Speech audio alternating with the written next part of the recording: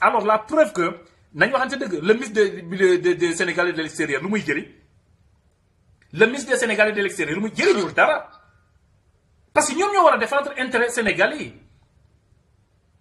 le problème c'est que gouvernement mooy défendre ay intérêt ay population waaye baal ma oui ok vas-y oui bonsoir Ibou Touré bonsoir Aladji Sarr merci oui waaw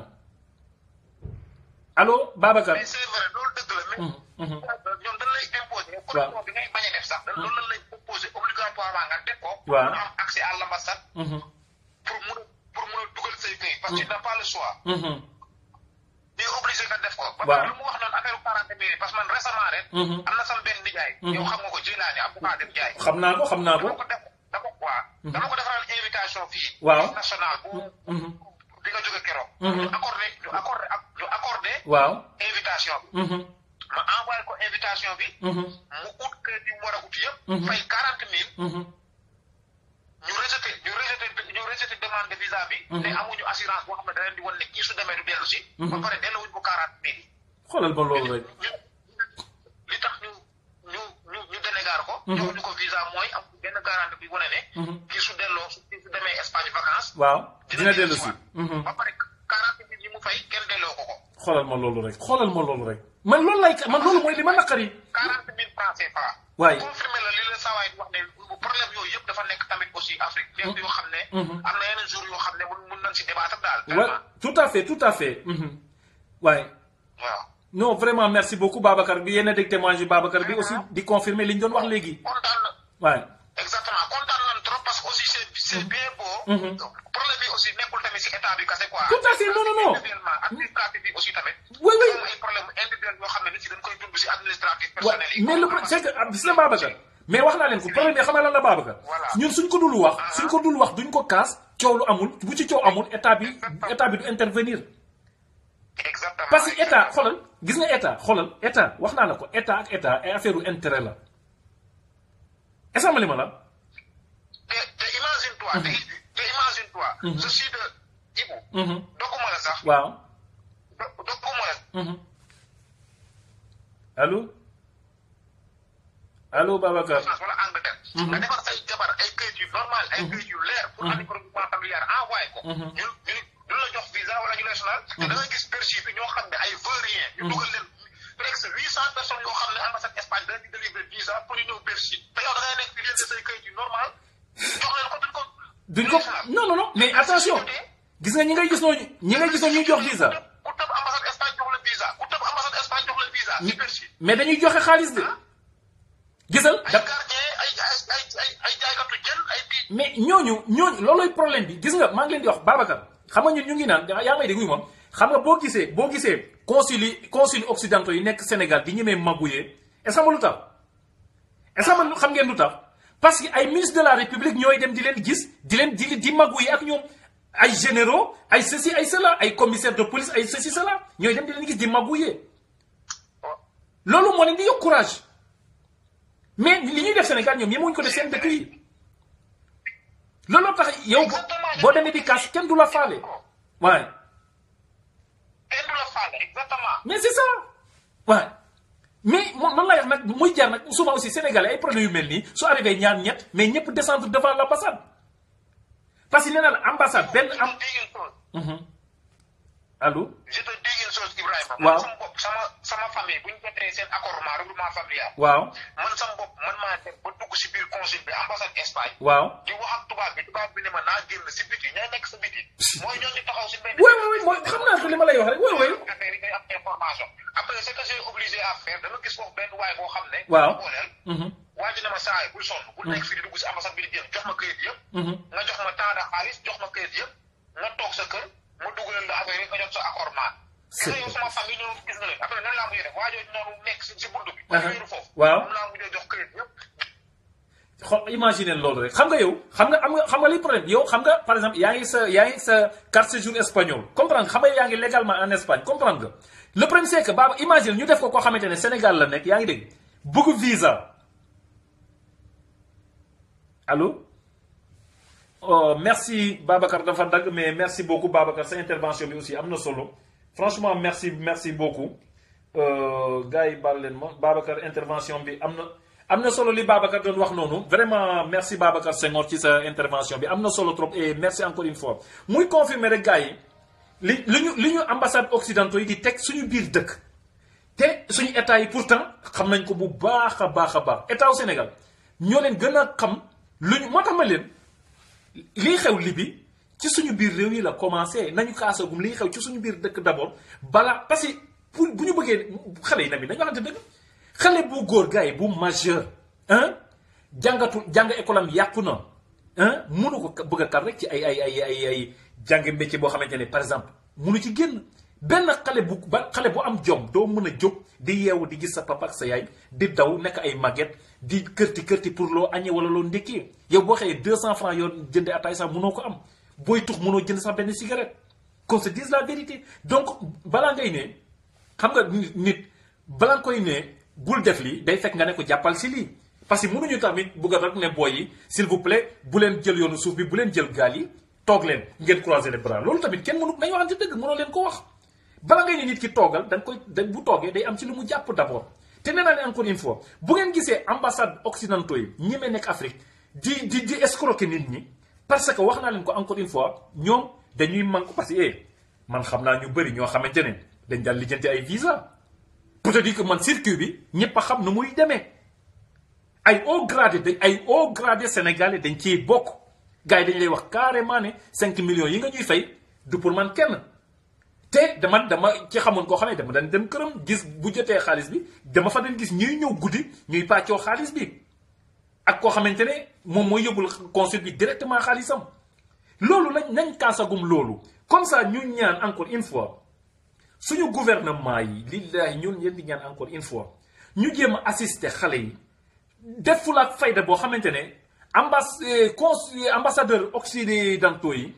dinañu am un peu de respect vis-à-vis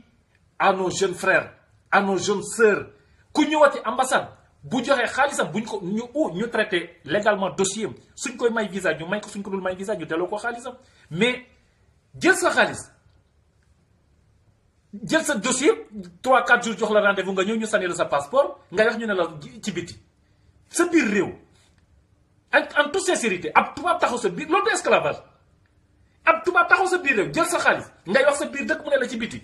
sa biir réew fi nga dëkk yow ngeen di ay esclavage bay xew li bi alors lii xew noonu suñu dëkk loolu du esclavage c'est quoi si c'est pas de l'esclavage wax leen ma lan la gars yi donc avant ñuy casse encore une fois te ñëpp ñi demoon Bercy moom nañu tëj seen làmmiñ ci li doon xew li bi s'il vous plaît encore une fois de grâce képp koo xamante ne moom demoon nga ci Bercy Youssou Ndour bale yow amuloo pour di naqarlu wala ngay bokk ci benn marche boo xamante ne ci li xew li bi la am parce que encore une fois suñ ko bëggee régler nañ ko régler biir Afrique ñëpp a xam sa mbaay Maghreb bi ñëpp a xam nu ñu mel nañ ko doxante dëgg quoi qu'on puisse dire ñëpp a xam nu ñu mel gis ngeen xale yi le problème c'est que man booy li ma leen yërëme mooy misère bi ñuy daw Sénégal bay dugg ci ay camion ñu leen di yóbbu ay Algérie di dugg si ay camion ñu leen di yóbbu ay Maroc ak dugg na bi xool leen ce matin xool leen li xew démb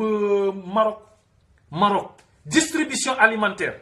ay marocains di buuxante ba ay 15 personnes dee ci di distribuer ay lekk lañ doon fu ñuy distribuer ay lekk ngeen xam ne pauvreté bi ngeen di daw Sénégal gis ngeen li ngeen di daw Sénégal bu ko raw moo nekk Maghreb bi dara nekk fa lu nit mën a def su dee yenu saaku naar yi ñoo leen dàqa yenu saaku su dee bay ñax ñoo leen dàqa bay ñax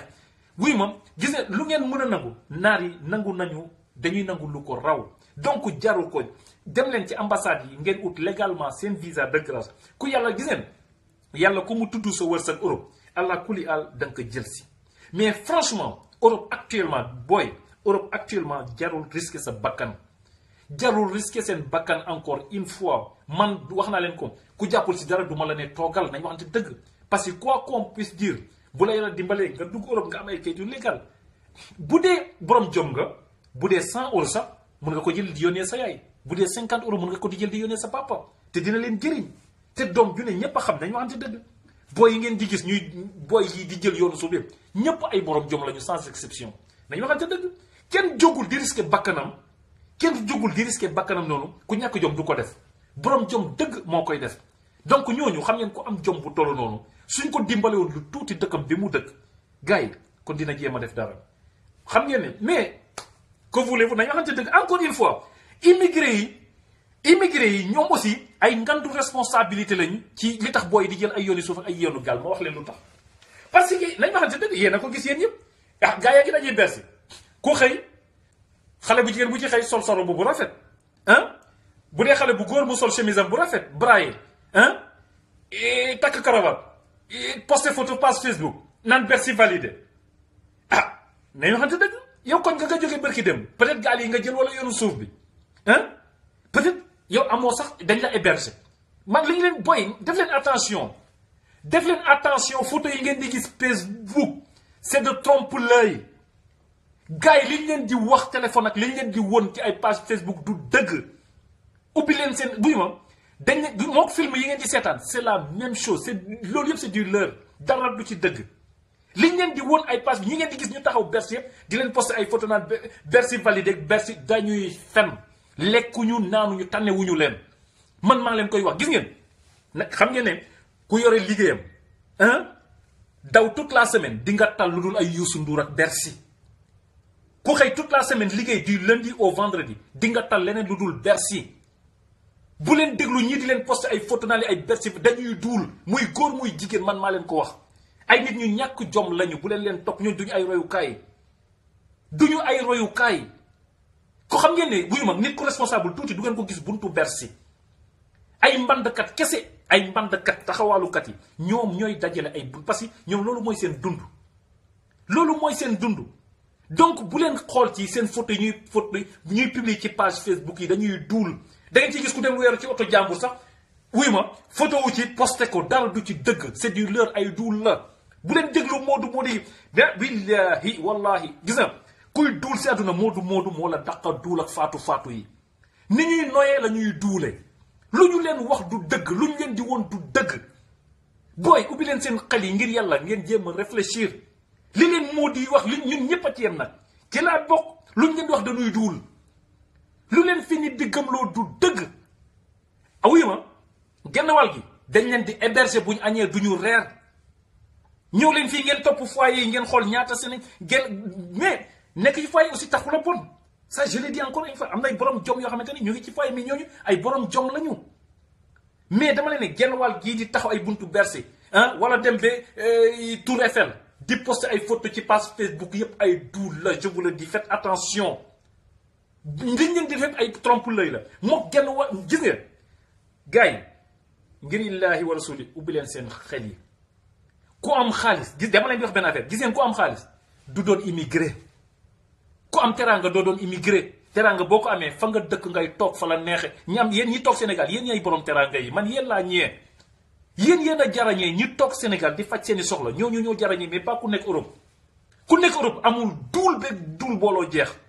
gis ngeen xoolal bu ñu fi naxante Europe bi dama leen di wax benn affaire liggéey wàcc fayeku weer mayul kenn xaalis ça je vous le dis encore une fois dugal leen ko seen bopp yi gis ngeen ñi ngeen di gis wuy ma 1 mois 2 mois ñu tabax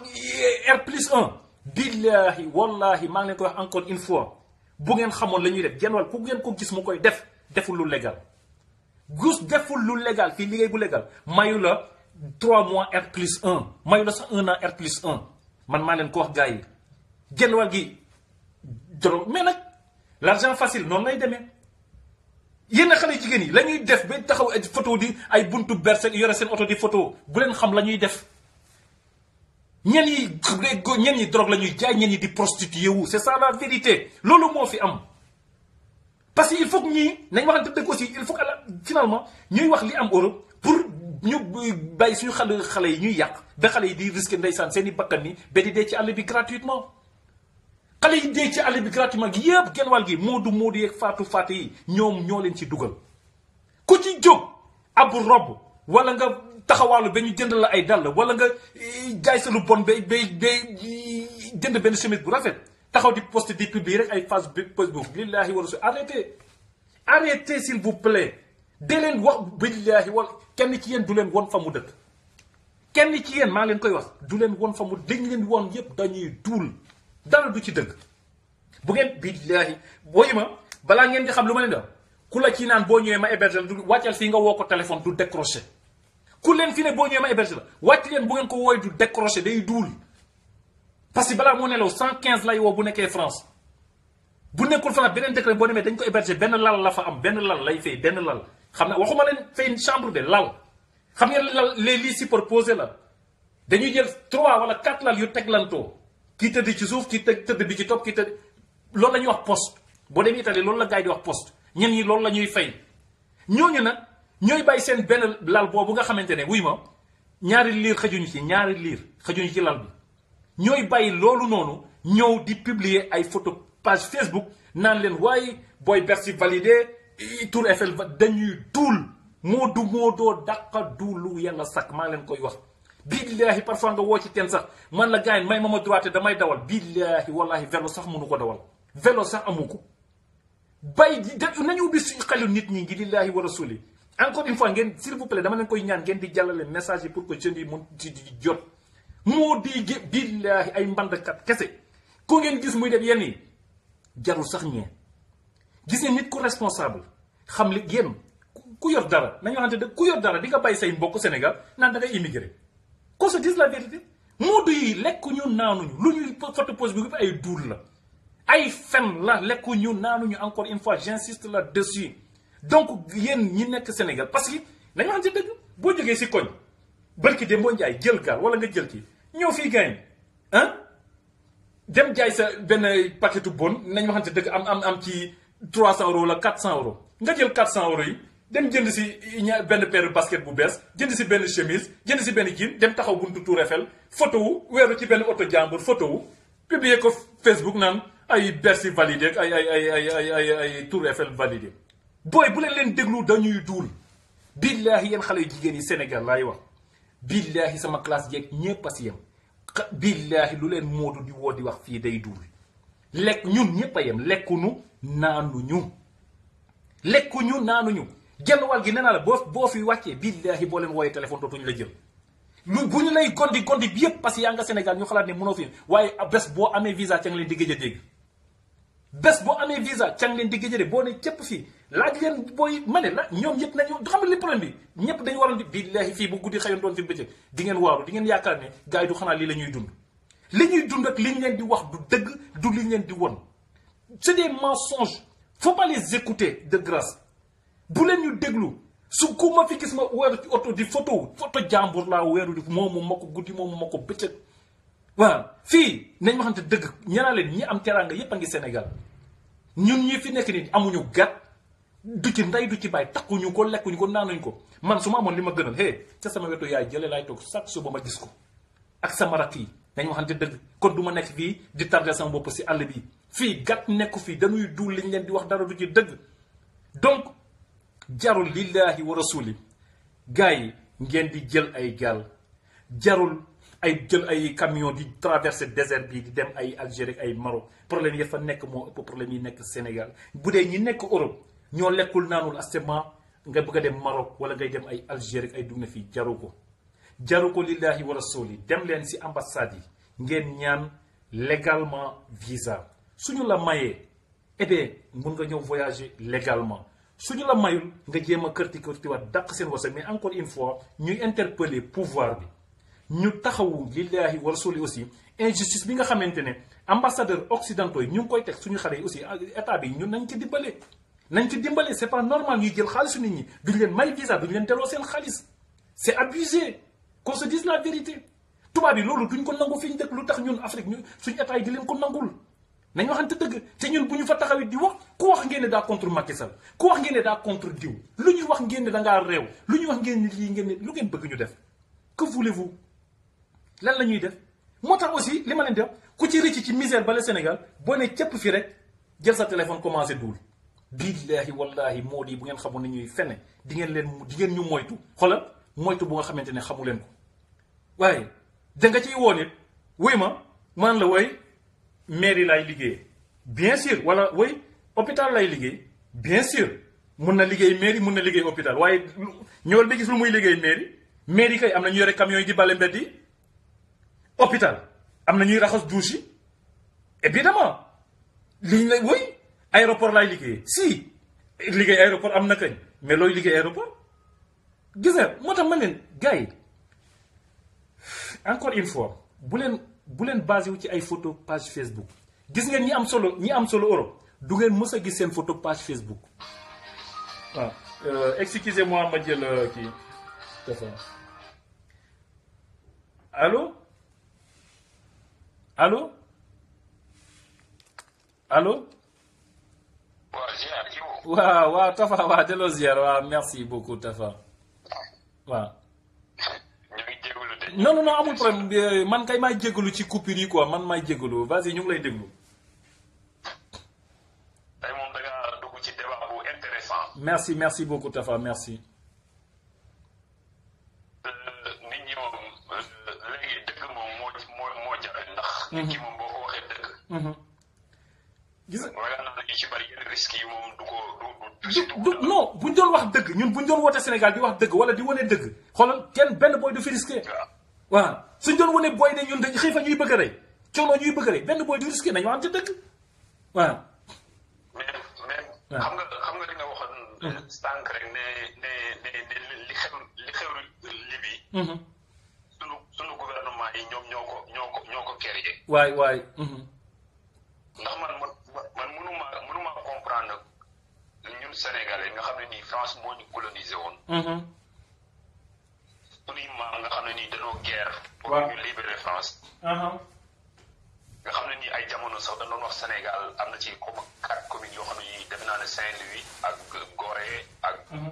amoon na 4 ak Rufisque amoon na 4 communes yoo xam boo fa juddoo da ngay am nationalité française. tout à fait. léegi nga xam ne nii boo demee ambassade de France. visa pour nga am ko fa rek man nga 10 ans nga di ko topp pour la ko may. waaw. te man dama gis Espagne gi ñun fii Espagne. réew yi latino américain merci Modou Ngom. nga xam ne ni Espagne. merci Khadim Mbaye. merci Adama Sénégal. waaw. daanaka ñoom seen pays daanaka yëpp Espagne supprimé na seen i visa. ay Mozambique ay Équador. ay Venezuela ay Argentine ay Colombie. yooyu yëpp amatul léegi visa. tout à fait. léegi ñoom buñ bëgg ñëw fii seen passeport ak seen argent de poche buñ leen di laaj moom la ñuy ñëwee fii. ñun mënuñu ko am ci France. dëgg la. te ñun France daanaka tey Sénégal tey boo demee. entreprise yi fa ëpp doole ay français lan. tout à fait waaye. léegi nag loolu volonté politique la. yow kii sa doomu réew sa merci Khadim Serigne Khadim Mbacké. lay teg ak yow. ak yow. sama doomu réew li nga bëgg sa doomu réew li nga bëgg sama réew mën nañ ko fi am mais man sama doomu réew li nga bëgg sa réew. merci Amadou Dia waay merci Ndiaye Torino. ñu yombalal Sénégalais yi visa yi. ñu yombalee visa yi dootuñu demati ay Libye. merci beaucoup Adama Diallo. oh là là. nii barki démb Espagne. waay. barki démb rek Espagne. merci Ousseynou Diédhiou. tout à fait.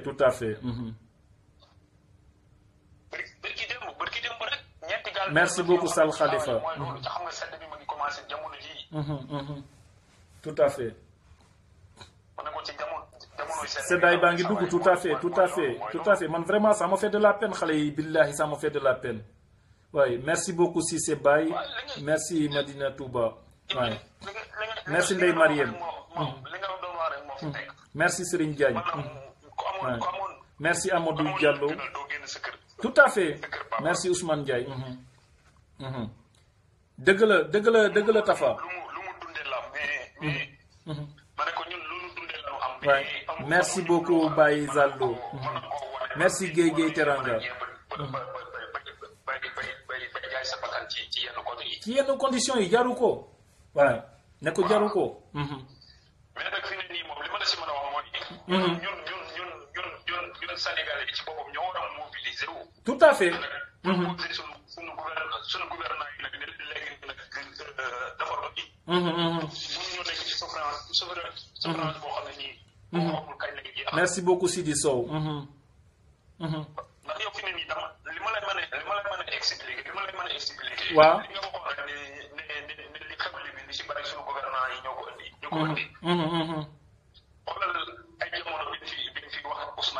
ñi nga xam ne tey actuellement ma ngi nekk. thank you Amar Mbaye. ñu naan licence. moo doon jaay licence de pêche yi. européen yi. ñu yor seen bateau yu mag yi ñëw Sénégal yi jël suñu jën yi di yóbbu.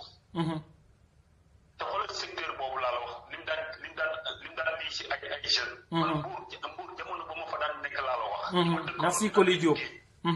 presque weer bi rek. waaye si gañu loobu ay 200 000 ay 300 000. Matar Nia merci beaucoup. Mohamed Diop merci. mais léegi actuellement suñu géej gi amul dara. moo tax ñi nga xam ne ñoo nekkoon si géej gi di napp ñëpp léegi. amatuñu weer da nga lii doo am 25 000 yoo dundee. si tout à fait ça c'est vrai ouais. Merci beaucoup Omar Diop. Ouais. Merci Amar Bey. Merci El Hadj Digal. Ouais.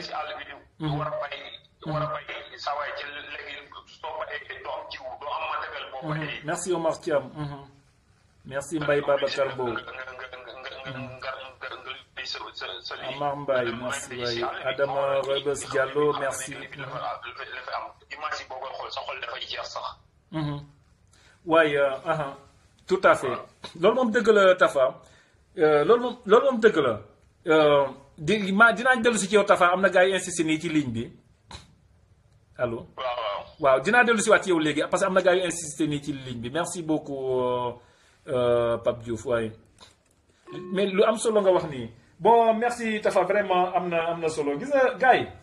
encore une fois s'il vous plaît. gis naa ay gars Tafa merci encore une fois vraiment sa intervention bi am na solo mais gars yi gis naa ay gars yu di ne way su Modou amul woon Sénégal dina métti j'avoue man je dis pas le contraire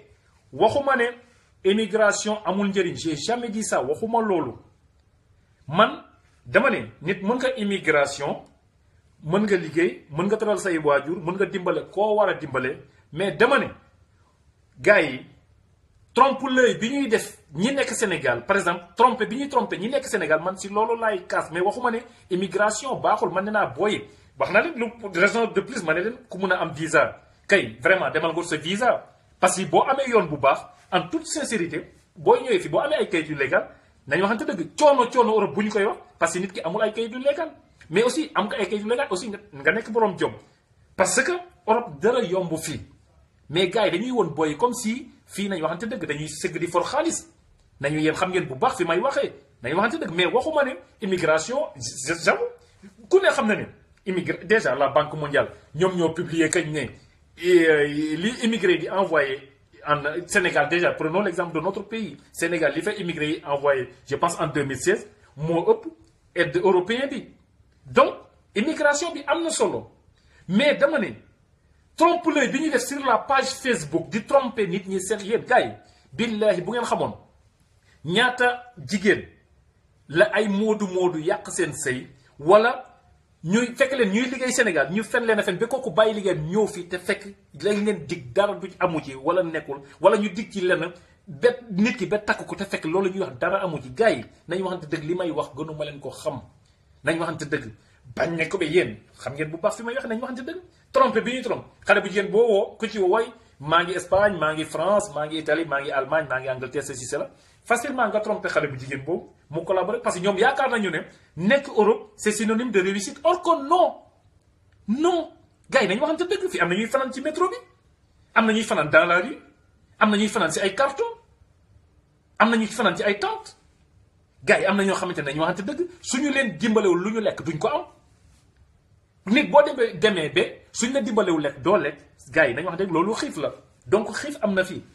qu'on se dise la vérité mais le problème c'est que bëgguñu qu'on se voile pas la face di bëgg a wone loo xamante ne dunduñu loolu nañu waxante dëgg ko fi yónnee 100 euros dangaa liggéey ba bëgg a dee pour am ko te encore une fois li ma leen di wax dama ne gars yi amul benn immigré man kay je défie tous les immigrés là boo xamante ne t'es pas un haut sportif immigré bu nekkul un haut sportif ndaay défier ku nekk ku ci na ma wax lu mu mën a def ba tabax R+1 ci ay 6 mois wala 7 mois qu'on se dise la vérité c'est pas possible sama gars yi yàgg nañu Europe di fii liggéey aussi xam nañ luy maye xaalis ak lu ko dul may ku ne xam nga ne fii ak Sénégal la yem xëy liggéey donc gars yi billaahi wallahi am na ñu nekk Sénégal xoolal soxlawuñu teg seen tànk Europe te musuñu génn Sénégal nekk ay commerçant la preuve xam ngeen bu baax fi may waxe gars yi fii loo fi yóbbu si xaalis boo demee xoolal taxawal gars yi xëcc seen tiroir compté weccee la ko mbala nga tax aéroport sax ngay taxaw ay boy yu ndaw ubbi seen nafa yooyu weccee la ko sur le champ. kon yéen ñi toog Sénégal sax ñoo war a gën a comprendre ne ñun li ñuy jaay fii amul qu'on se dise la vérité li ñu fi wax dara amu ci gars yaa ngi Sénégal bougé soxlawuñu bougé man de xam ngeen kan laa ñëwee billaahi wallaahi ñi ma ñëwee mooy ñi toog Sénégal di am seen teranga sutura mënul mag loolu. parce que ay fenn gars yi doo nga tax genwal gi yëpp yoroon boutique bu baax jaay boutique ba dugal ko Europe boo ñëwee kala dugal ci loolu laaj leen ñi ko def yëpp boo ñëwee kala ci dugal ngay njëkk a mere billaahi wallaahi ku ci jàpp sa lu tuuti Sénégal ba xeeb ko soo ko bàyyee billaahi boo ñëwee fii di nga mere ku la deful waxu la man am naa sama benn xarit man personnellement ba mu ma woowee ne ma booy dama bëgg a lijjanti visa ma ne ko billaahi wallaahi boo ko defee soo ñëwee dootoo ma tudd parce que di nga ne man baaxuma li nga mën a am foofu mënoo ko am fii te billaahi wallaahi tey chaque jour fu mu toog remercier ma parce que buy ma mun na ma jënd 4 fois tey 4 fois te amul benn diplôme jàngul lii jàngul lële dugg ñoo ci ay commerce am jënd dugg na fii génn fële gars yi nañ waxante dëgg gis nga teraanga fu ko yàlla tudd si yow foo nekk mu fekk la fa foo nekk man ñi toog Sénégal yor seen teraanga man ñooñu laa ñëwee mais pas ab immigré nañ waxante dëgg immigré billaahi wallaahi nattu la du bànneex yow li ngay perte moo bëri di nga perte njaboot say morom dañ la raw ci domaine yu bëree bëri dañu waxante dëgg lu bëree bëri te genwal gi am na si ñoo xam ne moom fii moom ils ont perdu complètement la tête def bëri na fii ñoo xamante ne moom ils ont perdu boo la fi di waxu Sénégal xamoon naa benn waay boo xamee ne su booy di doog a ñëw su ma doon waxtaan ak ñoom dañ ñaan booy ki bu leen ko déglu dafa dof ndax moom ay waxi Sénégal rek lay wax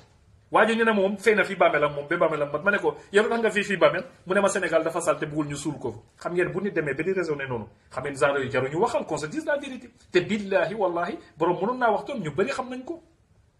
mais jaru ko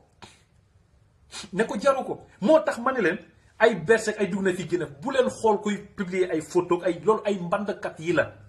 mais gis ngeen Sénégalais yi am teranga xoolal du ngeen leen gis mais ñi ngeen di ñuy publier ay photo page Facebook yëpp maag ñoo ma yem képp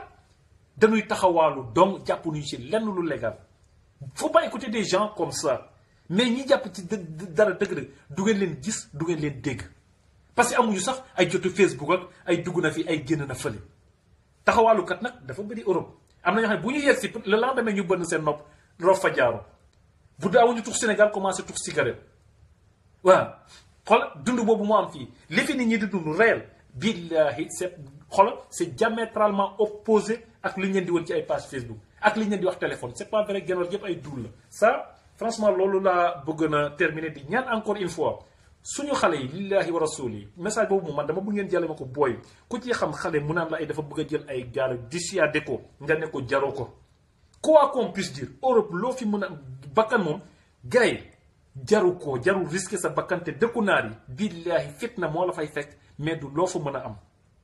dëkku naar yi tanewul Sénégal jàmm ji nga am Sénégal nga xam ne Sénégal yi benn dëkk ci àdduna bi boo xamante ne bu mi di jotee kër goo dugg añ kër goo dugg ñu woo la nga añ lu seeni borom ndoo daañ la woo nga añ su ngoon jotee di nga am foo dugg fanaan fa su Sénégal dong la am billaahi booy ku ci génn Sénégal dugg ci dëkku naar yi billaahi wallaahi xoolal yaa ngi gasal sa bopp bàmmeel te jaru adduna jarul loolu adduna jarul loolu nit te su yàlla lu mu tudd sa jë allah kulli xaal balaa ngay dee danga si jot donc jarul përëx jarul di rëy sa bopp bétis say bakkan di des si àll bi lillaahi wa rasul yërëm leen un tout petit peu seen waajur yi booy jaru ko am ngeen jom trop man vraiment mënuma leen rob xam naa ne ay borom jom dëgg ngeen bëgg a tekki doomu moo leen ci dugal mais dama leen di ñaan rek ne leen jaru ko dem leen si ambassade yi ngeen ñaan légalement visa ñu may leen ngeen voyager légalement lillaahi wa rasul man sur ce point foofu laa ci bëgg na daaneel donc encore une fois ñi ñuy wax naan ñu ay Youssou Ndour référence la man en toute sincérité man personnellement man du sama référence wax na leen ko samay référence mooy kilifa di ñun am Sénégalais kay référence am dafa yow modèle de réussite Sénégal modèle de réussite mënul weesu Cheikh Ahmadou Bamba modèle de réussite mënul weesu maam El Hadji Malick modèle de réussite mënul weesu maam Limamou Laye mënul weesu maam Baye Niass nañ waxante dëgg billaahi xoolal ñooñu doy nañu sëkk modèle de réussite parce que li ñuy wax teg ci li ñu bind teg ci ku ci jaar yàlla mën na la dimbale mën na defar sa yoon si lu gën a gaaw a gaaw a gaaw mais nag bu ngeen toppee ay seytaane yu mel ni Youssou Ndour ñu leen di traîner ñooñu yoonu safara lañ leen di traîner li ñu leen di traîner yoonu safara la yàlla gërëmu ko yonent bi gërëmu ko du lu baax yàlla man waxuma ko man je n'ai rien contre Youssou Ndour billahi wallahi man laaj leen ñi ma xam billahi man lu nit am yéene naa ko si àdduna aw ma benn xollu kañaan bu may jëmmale ci doomu aadama man sénégalais bu ma gis ngay réussir je suis très content dama la ko yéene te yàlla rek tax parce que ku am sa famille Youssou Ndour daf maa xam guddi wala daf maa xam bëccëg lu ma koy añaane su may añaane Youssou Ndour man xanaa dinaa woo fi ma nekk di Youssou Ndour xamuma guddi xamuma bëccëg du yàgg man ba Youssou Ndour jox ma centime du yàgg ba Youssou Ndour embauché ma lu ma koy añaane maag Youssou Ndour fu ñu daje ba ma koy soxore wuñu seulement comme ñoo moom suñum réew suñu société la qu'on se dise la vérité am gars yi ñuy jéem a wax loo xamante ne day defar suñu société di dimbale suñu société di jéem a avancer suñu dëkk mais malheureusement encore une fois wax naa leen ko xam ngeen ne dëkku boo man bu ñu demee bi nañ waxante dëgg bàyyi intellectuels yi suñu demee bi bàyyi étudiants yi bàyyi cadres yi bàyyi hauts fonctionnaires yi ay mbër ay mbalaxkat ak ay mannequin ay taaxuraankat di nekk suñu ay star ak ay vedette gars yi on a un problème nañ waxante dëgg y a un problème dans ce pays te lii warul nekk mun naa comprendre nga gis un grand intellectuel mu doon sa vedette la loolu mun naa ko comprendre koo xamante ne dem na ba doon un grand médecin koo xam ne dem na ba doon un inspecteur koo xamante ne dem na ba doon lii dem na ba doon laa nga xamante ne ay études am ñoo ko may koo xamante ne gis nga ko mu tabax état parce que commerçant la boo xamante ne dafa commencé ci bitik mbagg ba ubbi boutique ba ubbi magasin ba doon grossiste ñooñu am nañu mérite man ñooñu la fan donc encore une fois gars yi wax naa leen ko daal de toute façon kuy moytu daal moytul moodu ça moom lu may mën a wax am na nag du moodu encore une fois parce que gars yi saa yi boo waxee rek am ñu lay blâmer du man waxuma ñëpp dama leen ne règle boo gis am na exception am na moodu yoo xam ne billaahi wallahi lu dul liggéey ak jaamu yàlla nekkuñu ci lu dul liggéey ak jaamu yàlla nekkuñu ci loolu moom dëgg bu wër këng la am na jigéen ñoo xamante ne xoolal buy egsi fii di tas seen sëy mais am na fi ñoo xamante ne ni ñoo daqasee ñu nekk fii ñoo xam ne ñoo daqasee ñu nekk Sénégal mais nag lépp ci éducation base la dépendre doomi adama nit xoolal tout est psychologique dans la vie tout loo gis ci éducation de base bi la dépendre waaw jigéen ñu baax ñi nga xam ne ci ay kër yu baax lañ jóge Sénégal ñu ngi fii téye seen sëy xoolal daqasee ñu toog Sénégal te pourtant dem di ko boole di liggéey mais di sëy comme ku nekk Sénégal mais billaahi wallahi xoolal laaj leen genn wàllu gars yi benn malien daa ñëw keroog ne ma Ibrahim jox nañ ma sama kayit kontaan naa jox nañu ma kër dugg na fii génn ma ne ko vraiment man je suis content pour toi j'espère que maintenant tu vas amener ton épouse malien bi xool ma ba yàgg ne ma Ibrahim toi je pensais que t'es mon ami mais toi tu m'aimes pas ma ne ko pourquoi mu ne ma mon épouse je l'amène ici le lendemain il va me larguer et me faire perdre ma maison te muy dëgg bu wër kër da ngay dem laa dem ñaata jigéen la góor jëlee foofu andi leen fii ñu ñëw tappaas leen ñu te fii boo jotee jigéen sa kër police bu ñëwee yow lay génne si biti nga nekk fi 100 ans moomee sa kër jënd ko def lépp jëm jëli jigéen ca kaw ga village xam ne mosul gis sax potolamp mu ñëw fii France socio ne ko da xoolal tasal sa kër nga am aide yi am aide la ñu xoolal ñu cokkaas la dégager la ca biti récupérer sa kër loolu yëpp moo ngi ci dëkk bi loolu yëpp moo ngi ci laaj leen ñaata moodu la fi ay jigéen souffrir loo xoolal ñenn ñi dañuy mujjee di dox di waxtu pour vous dire réellement réalité mais nag si ginnaaw loolu am na ay jigéen encore une fois yoo xam ne ñoo ngi fi billaahi wallahi ñoo dàq sëy ña nekk Sénégal mais dama leen ne ku bon daal bon na bonam kuy baaxit li olof yi di wax rek fu ndox doon taa heure boo demee fekk fa tëpp mu nekk fa bon gars yi donc ñi dem Bercy ku leen envoyé photo bu leen ko aimé bu leen ko commenté xoolal tëb leen ko jàll ñooñu duñu vrai yi vrai du ngeen gis ay ñu ne la ay Bercy validé ak ay Tour Eiffel validé amuñu jot bi bu leen xool sax bu leen lijjanti loolu c'était une parenthèse yaakaar naa ne boobu ba léegi ñu ngi wax ci point boobu ça suffit. Maintenant ñu ñëw ci suñu problème yi gouvernement Macky Sall bi nga xam ne fàtt nañu moom sonal nañu waaw moom kooku moom xam ngeen ne suñu débat yëpp foofu lay kii encore une fois may lancer message sama gars yi ne leen nag li mu ñuy fàtt ak sonle pour jëlee ko fi dem leen ñu jëlee carte d'identité yi suñu carte d'identité yi loolu moo wax naa leen comme nee naa leen chaque jour danaa leen wax ne nañ ngeen dem jëlee ji seen carte d'identité yi pour ñu mën fi jëlee Macky Sall en 2019 loolu moom suñu combat yëpp foofu lay commencer parce que fitna yi ñuy coow yëpp ñoom ñoo ñu ko teg fitna yi ñuy coow yëpp ñoo ñu ko parce que ñu ngeen Bercy li muy fees ne ay encore une fois gouvernement Sénégal ñu waa APR barke Xaadimu genn wàllu biir yi ñoom ñoo ko feesal nii Bercy parce que encore une fois wax naa leen ko Youssou Ndour moom ku ñàkk fayda la parce que Youssou Ndour parce que su ma demee bi Youssou Ndour ma xalaat ne boo gisee ay affaire am yi nga xam ne Youssou Ndour ay waali lay comme waali defoon na fi Bercy gars yi naan wooy waali moo gën a feesal Bercy Youssou Ndour ñëw di wone dooleem ñàkk fayda defe nga ne ñàkk fayda mun na weesu Youssou Ndour di concurrencer ay waali bi nga xamante ne sëttaatam la nañu waxante dëgg loolu moo tax comme moom politique lay def léegi Youssou Ndour moo tax keroog am naa sama benn waaye wax naa ko ma ne ko Youssou Ndour du référence mun na nekk nag référence ci ñuy feesal Bercy bi mais wax dëgg yàlla sénégalais bu baax Youssou Ndour mënul nekk sa référence qu'on se dise la vérité waa Youssou Ndour mënul nekk référence qu'on se dise la vérité mais référence ci la man juste que quelqu'un me dire référence ci lii wala ci lee wala ci lële oui. Merci beaucoup Djibril Sissoko, merci beaucoup. Mais Djibril, on parlait tout à l'heure, ce qu'on parlait tout à l'heure, tout ça, c'est parce que Djibril m'interpelle pour qu'on parle de développement politique. Mais pour parler de développement politique, alors, parlons d'abord des problèmes de notre société. Parce que pour développement, gars, pour développement, encore une fois, moi, du état, qu'est-ce que qu'on se dise la vérité. Pour développement nekkul ne état kese mooy créer développement parce que ñun société bi dañ ci am ngandam part de responsabilité dañ ci am part de responsabilité alors suñu part de responsabilité mooy lan parce que pour commencement bi mooy lan mooy suñu jikko yi base bi mooy jikko yi te maintenant pour jikko yi aussi mel ni mu war a mel mooy il faut ñu am justice boo xamante ne c'est une véritable justice.